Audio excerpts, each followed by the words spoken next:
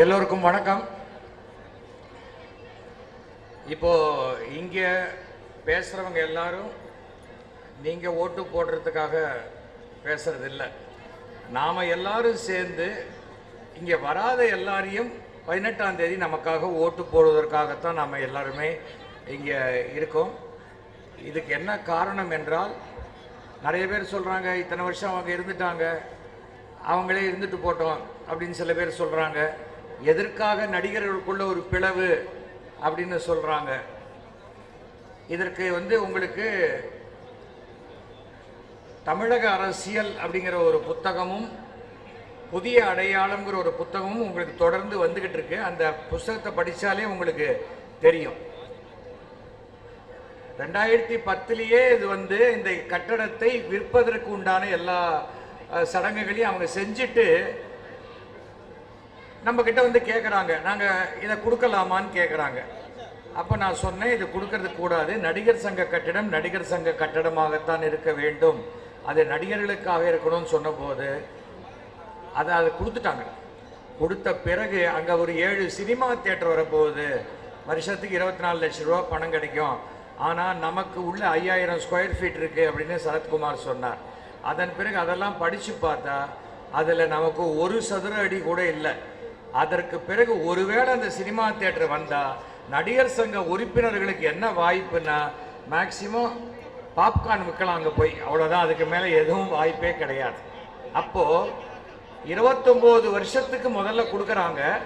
மறுபடியும் அந்த cinema theatre விருப்பப்பட்டால் இன்னொரு 29 வருஷம் எடுத்துப்பாங்க. அப்போ 58 வருஷம் நமக்கு அந்த நடிகர் சங்கம் கிடைக்கவே கிடைக்காது. கிடைக்காத ஒரு பொருளை எடுத்து மொத்தமாக இன்னொருத்தருக்கு கொடுத்த மிகப்பெரிய பாவத்தை செய்தவர் தான் ராதா ரவியும் சரத்குமாரும் என்பதை நீங்கள் புரிந்து கொள்ள வேண்டும். இங்க இருக்கிற யாருமே நாடக நடிகர்களுக்கெல்லாம் யாரும் எதிரி கிடையாது. நானும் இதுவரைக்கும் 6000 மேடை நாடகங்களுக்கு மேல் நடித்தவன். நானும் ஒரு நாடக கலைஞன் தான். நாடக கலைஞன் தான் நான் சினிமாவில் நடிச்சுக்கிட்டு இருக்கேன். சில பேர் கொஞ்சம் அதிகமான பணம் வாங்குவாங்க, சில பேர் கொஞ்சம் அதிகமான புகழ். பாக்கி புகழ் பெற்றவர்களை விட திறமையாக நடிக்கிறவங்க நீங்கள் கீழே உட்காந்துருக்கலாம். அதனால் உங்களுக்கு திறமை இல்லைங்கிறதெல்லாம் தவறான வார்த்தை. நல்லா தெரிஞ்சுக்கங்க, இதுதான் மிகப்பெரிய ஒரு சந்தர்ப்பம். ஒரே ஒரு சின்ன எக்ஸாம்பிள் சொல்கிறேன். நடிகர் திலகம் சிவாஜி கணேசன் அவர் திரு மேஜர் சுந்தரராஜன், வி.கே. ராமசாமியோடு உட்காந்து செங்கல் செங்கலாக பார்த்து கட்டிய கட்டடம் இது. ஒரு தடவை என்னாச்சு, எலெக்ஷன் வருது. அப்போ திரு சிவாஜி அவர்களுக்கு எதிராக தலைவர் பதவிக்கு வேற ஒருத்தனை நிறுத்துறாங்க. உடனே சிவாஜி சொன்னார், எனக்கு எதிராக நீங்க ஒருத்தனை நிறுத்திட்டீங்க அப்படின்னா என் மேல உங்களுக்கு நம்பிக்கை இல்லை என்பதை காட்டுகிறது. இனிமே நான் தேர்தலில் நிற்க மாட்டேன், விலகிக்கிறேன்னு சொல்லி விலகினார். அதுதான் ஜென்டில்மேன், ஒரு நேர்மையான ஒருத்தர். அதே சிவாஜி சிமெண்ட் மூட்டையை திருடினார்னு சொன்னவர் தான் ராதாரவி அவர்கள். நீங்க நல்லா தெரிஞ்சுக்கணும்.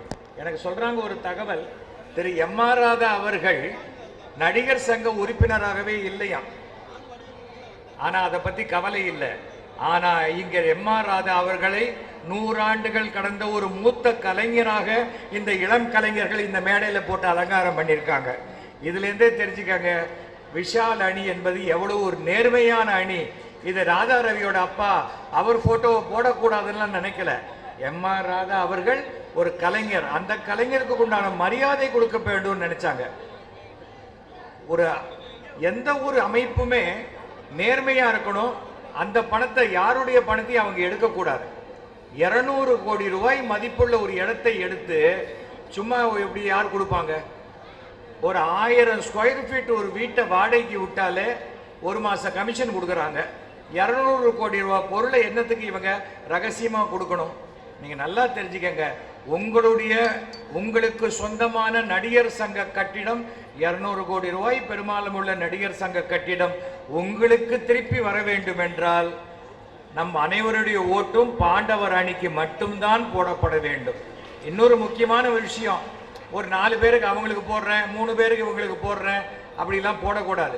போட்டால் அந்த 29 பேருக்கும் நீங்கள் பாண்டவர் அணியில தான் போடணும், வேற யாருக்குமே போடக்கூடாது. ஆனால் நாம ஜெயிச்ச பிறகு இப்போ சொல்றாங்க 12ஆம் தேதி நமக்கு காமராஜ் மெமோரியல்ல நம்மளுடைய அடுத்த மீட்டிங் இருக்கு. ஆனால் நாம் ஜெயித்த பிறகு கவலைப்படாதீங்க, 3000 பேர் அமரக்கூடிய செட்னரி ஹால்ல நம்முடைய விழாவை கண்டிப்பாக நடத்தலாம். இத்தனை மூத்த கலைஞர்களை நீங்க எங்கேயுமே பார்த்துருக்க முடியாது. எத்தனை பேர் நீங்க வெளியூர்ல இருந்து எத்தனை பேர் வந்திருக்கீங்க? வெளியூர்ல தபால் ஓட்டு போட்டவங்க யாராவது இது வரைக்கும் நீங்க ஓட்டு போட்டிருக்கீங்களா? கிடையாது. உங்க பேர்ல யாரோ ஓட்டு போட்டு தாம்பரத்துல இருந்து போஸ்ட் பண்ணி நீங்க நேரடியா ஓட்டு போட்டிருக்க முடியாது.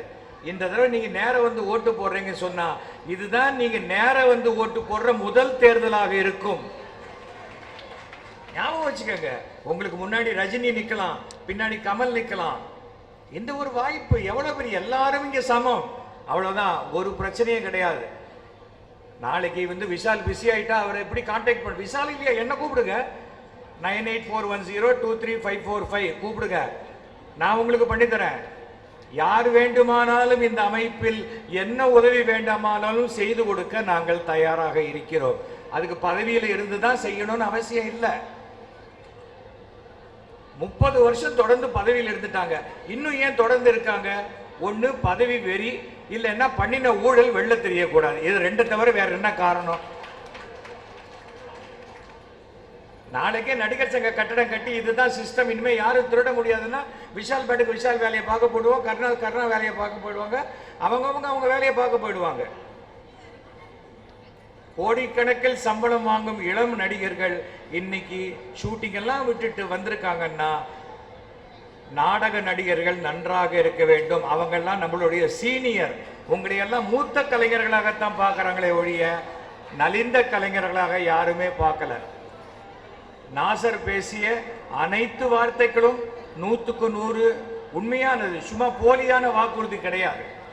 அதில் எது நடக்கலைனாலும் நீங்க இங்க இருக்கிற யாரை வேணாலும் கேட்கலாம், நாங்க எல்லாரும் அதுக்கு பதில் சொல்லுவோம், அதை நடத்தி கொடுப்போம். அந்த அளவுக்கு நம்பிக்கை வைங்க. ஒரு ஸ்லிப்பு உள்ள போறதுக்கு முன்னாடி அத்தனை நம்பரையும் கரெக்டா எடுத்துட்டு போங்க. கரெக்டா நம்பரை மாத்திரம் பார்த்து கரெக்டா யார் பேரோ பார்த்து போட்டு வாங்க. ஏன்னா பொது தேர்தலை விட குழப்பத்தை விளைவிக்கக்கூடிய எல்லா விஷயத்தையும் செய்யக்கூடிய திறமை வாய்ந்தவர் தான் ராதா ரவி. அப்படிப்பட்ட ஒரு எந்த சூழ்ச்சியா இருந்தாலும் அதுக்கெல்லாம் கவலைப்படாதீங்க.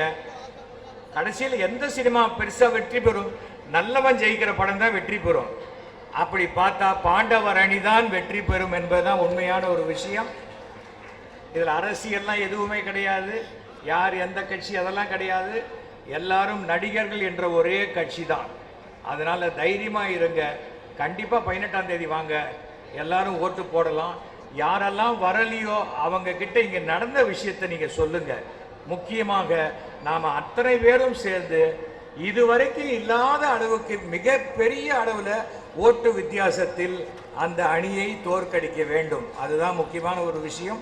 இங்க இருக்கிற அனைவருக்குமே என்னுடைய மனமார்ந்த வாழ்த்துக்களையும் என்னுடைய ஆதரவையும் நான் தெரிவித்துக் கொள்கிறேன். நன்றி, வணக்கம். அடுத்தபடியா இந்த ஊழலை பல தகுடு திட்டங்களை வெளியே கொண்டு வந்த ஒரு முக்கியமான நண்பர் திரு சுந்தர்ராமன், புதிய நம்ம தமிழக அரசியல்ங்கிற பத்திரிகையுடைய நிறுவனர். அவர் உங்ககிட்ட ஒரு 5 மினிட்ஸ் என்னென்ன விதமான ஊழல்கள் நடந்திருக்குன்னு உங்களுக்கு சொல்லுவார். தெரிஞ்சுக்கணும் நாம ஏன் ஒருத்தரை ஆதரிக்கிறோம், ஏன் ஒருத்தரை வேண்டான்னு சொல்றோம் அப்படிங்கிறத நீங்க தெரிஞ்சுக்கணும். அனைவருக்கும் நன்றி, வணக்கம்.